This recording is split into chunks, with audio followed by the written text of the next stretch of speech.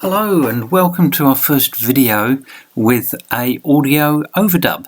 This one is more technical than our other ones. This is all about our haul out in Waikawa in 2019, and it's a little bit out of sequence because it's now 2021 and it's taken me a couple of years to get around to this one. But hope you enjoy the video. When we bought Janine, the cockpit was covered with a few sheets of plywood with a hatch in the middle, and we were told, and we could see through the hatch, that underneath there was no floor, there was a lot of rot. The starboard side, there was only half of the locker side on the starboard side there, and we knew this was going to be a big job. So did the haul out in the summer of 2019, and this video is of that cockpit rebuild. We hauled her out into the hard at Waikawa, and the weather forecast was not good for the next few days, so I built a temporary shelter over the back, just on the maintenance berth here, next to the haul out. And now a couple of videos showing the actual haul out.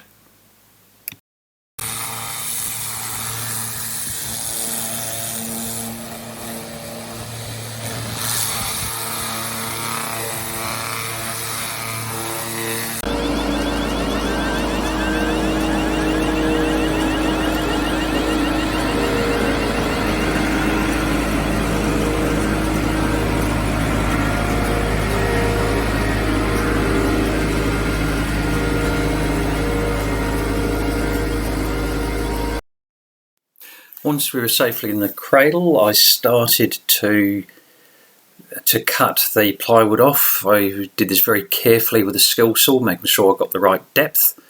And yeah, didn't look that pretty. And when we got the rest of it off, it was even less pretty. I knew I was in for quite a big job. And then the rain came. My makeshift tent was up to the job. It rained for a couple of days, but didn't disturb the work in the cockpit. Once I had the top off, I could see what was needed to be done underneath. She'd been hacked around a lot. There were a lot of bits that had been cut out. I don't know what the thought process was behind that, where these bits were cut and very, very difficult to patch. So yeah, it was looking like a very interesting job. I was very glad that I'd made the framework for the floor for the cockpit sole. I'd made that up previously in the workshop down in Christchurch. So that was quite a bit of work. That probably would have been 2 or 3 days work. So a lot needed to be done, but all very, very doable. The music in the background was from the boat next door to me. I think it might be the Jam listening to it. But it was, yeah, they were there for a few days and were playing some good 70s and 80s music, which was great. They were a good bunch. So it's always good fun in the yard. There's always people that you meet.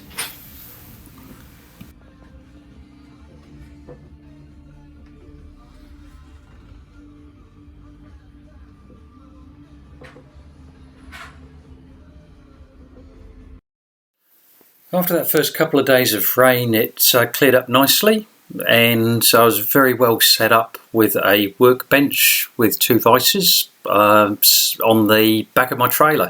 I was able to keep materials underneath it, and it made all the difference having a decent workbench up there.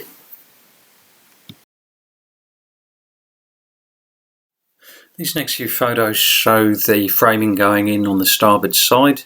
The material I was using was Quilla, and brought that up with me from Christchurch. And I used Quilla on the boat as a hardwood. It's freely available in New Zealand, and I've got garden furniture which I've had for over 30 years outdoors, and it's still as good as the day it was made. So I think Quilla's a good wood for framing on a boat, and even for being exposed to the elements. It's easily worked. It does bleed. You have to be careful if you've got it out with the rain, because for the first few days it will bleed and can put a stain over everything.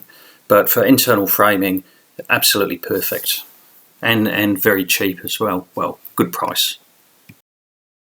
Once the framing was in, I started cutting the ply to size. Had two different kinds of ply. I had Gaboon, which I've got as the vertical side, and I've got Meranti that I used for the top. And if I was doing the job again, I would use Meranti.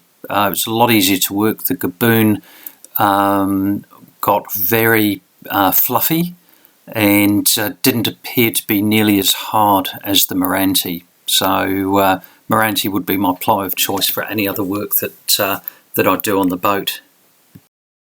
The next job was the framing for the cockpit sole, and I made all of this up on the bench down in Christchurch, and saved me a lot of time, and it fitted well. I was very, very pleased, because you're never too sure when you haven't actually got the boat there.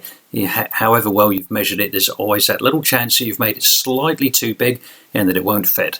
Fortunately, it was smack on. When we bought Janine, her name was Tern, spelled T-E-R-N. But with all the documentation we got with Janine, there was a story as to how she got her name.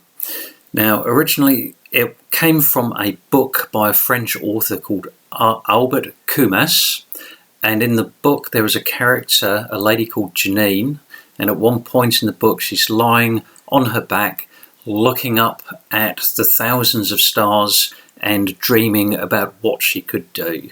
And that's where the name originally came from.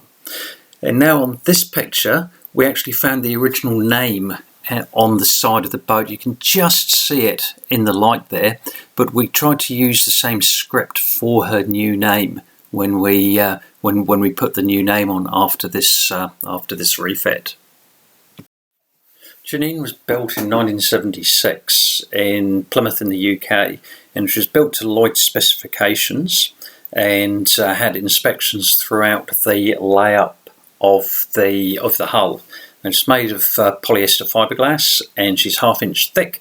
And I did find a couple of patches of osmosis. These older boats tend not to suffer much from osmosis because the saturation of the resin into the glass was always really well controlled, and that was one of the attractions of buying Janine, was that she was laid up to Lloyd's specifications and inspected while she was done. She was a production boat built by Hartwells of Plymouth. So osmosis in a boat happens when the resin hasn't fully penetrated the glass fibre mat, and water can get in, and then it becomes all mushy. So what you do is you grind it out, and once you've ground it out, you fill it with a hard epoxy, and obviously let that hard epoxy cure. Then cover it with a fairing compound if you need to fair it any further, and after that it's a prime and then antifoul on top. And these were the only two small patches of osmosis that we found in the hull, and she's over 40 years old now, so I doubt that I will find any further ones. It wasn't all work. Plenty of time for the odd iced coffee, and there were a lot of cheese toasties at lunchtimes as well. We also had a Christmas tree. We had our own little Christmas tree on board, because now we were between Christmas and New Year at this part. While I was busy in the cockpit, Frances was busy with the painting, and she did an awesome job of the anti-fouling on the bottom as well as the blue stripe further up. And once she was painted, it was time to rechristen her with her original name Janine, which you can now see on her side. Meanwhile, back in the cockpit, I needed to make up a sloping drain piece, whatever it's called, guttering for the side of the cockpit lid on the port side. So that's what I'm up to here. And then I got the floor in, and you can see here the floor with the hatch in the middle, and so I can get to the water and the first fuel filter. And then looking backwards in the cockpit, you can see the rest of the cockpit sole towards the back. And with the addition of a couple of hatches and a little bit of make good in front of the companionway, she's starting to look weather-tight. And for the technically minded, the cockpit sole was fully fiberglassed. I had 2 layers of fiberglass matting, fully resined, and I bored it around about an inch up the side of both sides of the cockpit. I didn't glass the sides of the cockpit. Originally I was going to, and I had enough material to do it, but I was running out of time. So the sides of the cockpit ended up being just primed and painted straight onto the plywood, but the floor, or the sole, and up a couple of inches on either side around the corners was all fiberglassed. So she's going to be very, very watertight.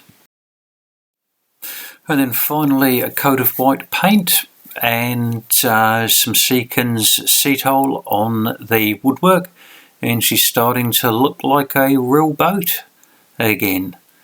And looking the other way down the cockpit, this is what she looks like. And I guess you can see from the background there's a bit of a lack of continuity here because we're actually back out on the water.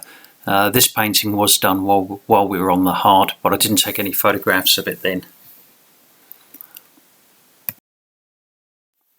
And a couple of months later, with the addition of a table and a grating in the floor, the front bit's still to be finished on it, she's looking really sharp. And cockpit cushions made a bit of difference. Those ones came from Mitre 10 and just the right size, which was very fortunate. So we've got her in the marina in that picture. We normally keep her on a swing mooring out in Waikawa Bay because it's the cheapest place to keep her. And when we go up, we rent a casual berth in the marina and bring her in.